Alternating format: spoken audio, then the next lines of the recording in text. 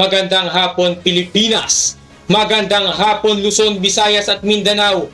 Ito ang weather update news ngayong hapon.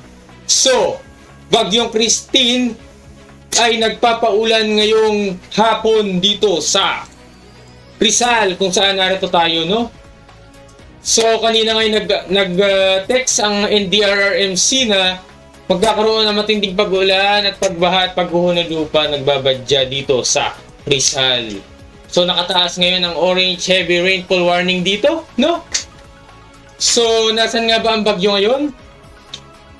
Ang bagyo ngayon ay nasa may North Luzon pa rin, no? Kung makikita nyo, tinutumbok niya ang ayan, bagyo. Okay, ang direkta sa atin yan ay ayan, so yung niya, bunto to, no? Ayan, yung pag-ikot niya na tayo, nagdadala siya ng pag-ulan. Heavy rainfall warning, no? Yung orange na yan, dilaw. Ayan, intense yung kulay violet, no? So, ayan, no? Tinutumbok pa rin niya ang North Luzon hanggang ngayon. At ito ay may epekto sa buong Luzon at maging sa Kabisayaan, no? Kung makikita nyo, pero hindi ganun kalala.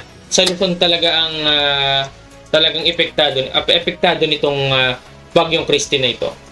So, ngayon, kailan nga ba ito aalis? No? Kung makikita nyo rito sa may natin sa weather forecast track ay by Friday ng gabi, no? Ay makakalabas na ito sa ating PAR o Philippine Area of Responsibility, no? Kaya naman siguradong gaganda ng panahon bukas ng gabi or Sabado, no? So kung makikita nyo sa ating rito, video, no? Na grabe ang lakas ng ulan. So heavy rainfall talaga, no? Hanggang ngayon malakas pa rin ang ulan dito, live na live. So grabe.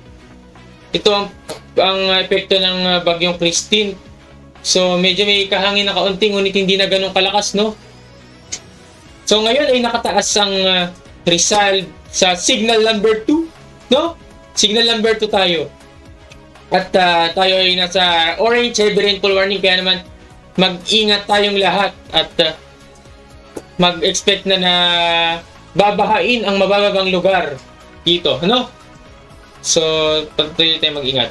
Mag-ingat din sa ng landslide, sa storm surge, sa mga ngayon, bawal muna pumalaot sa mga dagat, no? So, sa ating naman, sa ating update, ayun pa lang naman, no? Malakas ang ulan ngayon, kaya tayo mag-iingat palagi, no? Sa ating pagka yung mga nasa North Luzon, no? Sila talaga ang mga naapektuhan nitong bagyong ito naapektuhan. Ngunit tayo rin ay naapektuhan din ito, no?